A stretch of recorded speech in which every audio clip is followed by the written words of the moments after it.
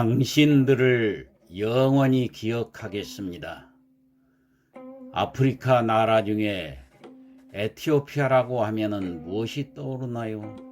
아마 대부분 사람은 가난을 떠올릴 것입니다. 그러나 전 세계가 그렇다 해도 대한민국 국민이라면 가난이 아닌 감사함이라는 단어를 먼저 떠올려야 할 것입니다. 지금 우리가 누리는 이 자유와 평화, 그것을 누리게 된 배경에는 에티오피아 사람들의 피와 눈물과 희생이 있었기 때문입니다. 시간은 1935년으로 거슬러 올라갑니다. 이탈리아의 침략을 받은 에티오피아군은 저항하였지만 결국 패전하였습니다. 그러자 에티오피아의 하일레 셀라시에 황제는 영국으로 망명길에 올랐다가 제네바 국제연맹에 가서 전 세계 지도자들에게 에티오피아를 도와줄 것을 호소했습니다.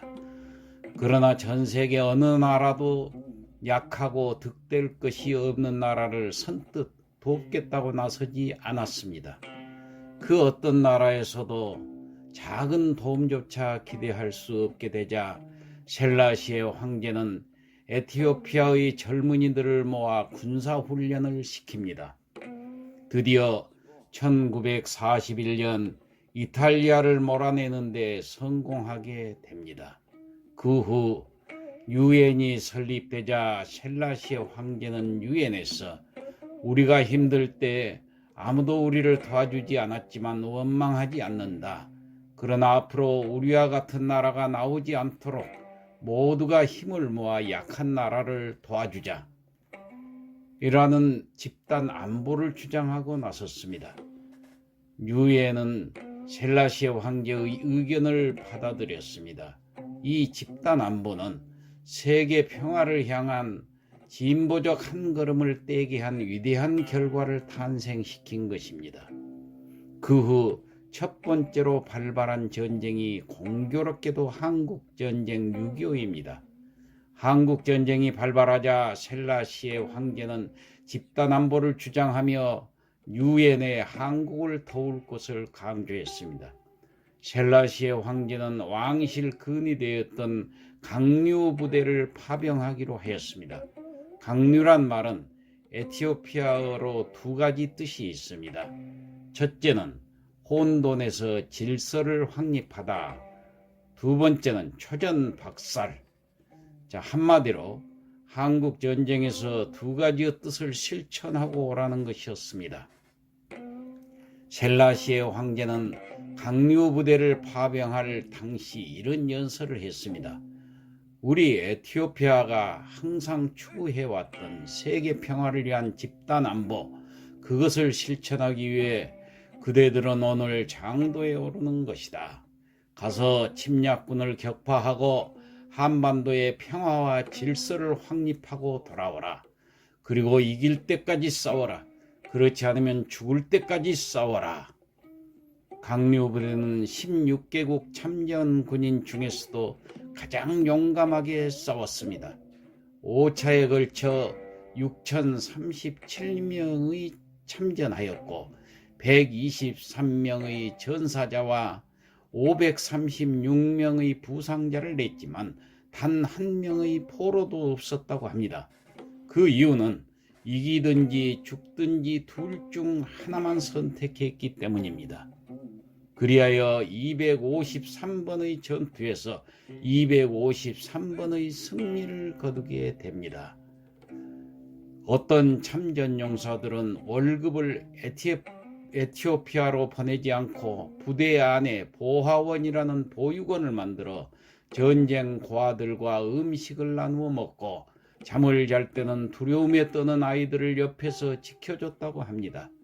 그렇게 고마운 강류 부대원들은 6.25가 끝나고 모국으로 돌아가자 7년 동안 극심한 가뭄에 시달리게 됩니다.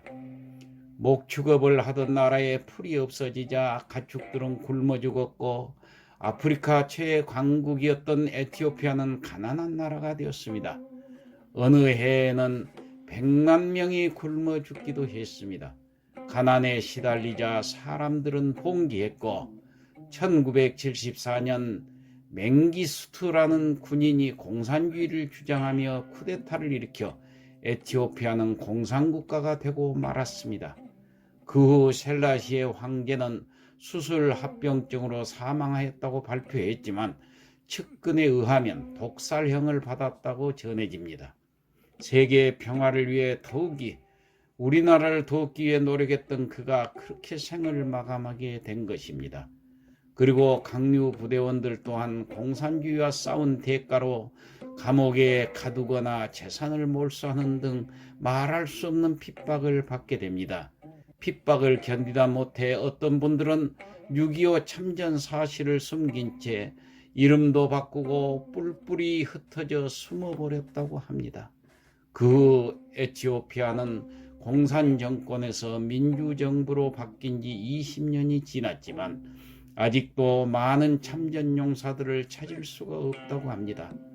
6.25 당시 나라의 전망이 풍전등화였을 때 그분들은 대한민국이 지구상 어디에 있는지도 모르고 달려왔고 가장 용감히 싸웠습니다. 지금 우리는 그들의 희생을 모르고 그저 가난한 아프리카의 나라로만 인식하고 있다는 것이 더욱 슬픈 일일 것입니다. 오늘을 살아갈 수 있도록 희생한 그들을 잊지 않았으면 좋겠습니다. 오늘의 명언, 자유는 공짜로 얻는 것이 아니다. 당신들을 영원히 기억하겠습니다. 워싱턴 한국전쟁 참전용사 기념관.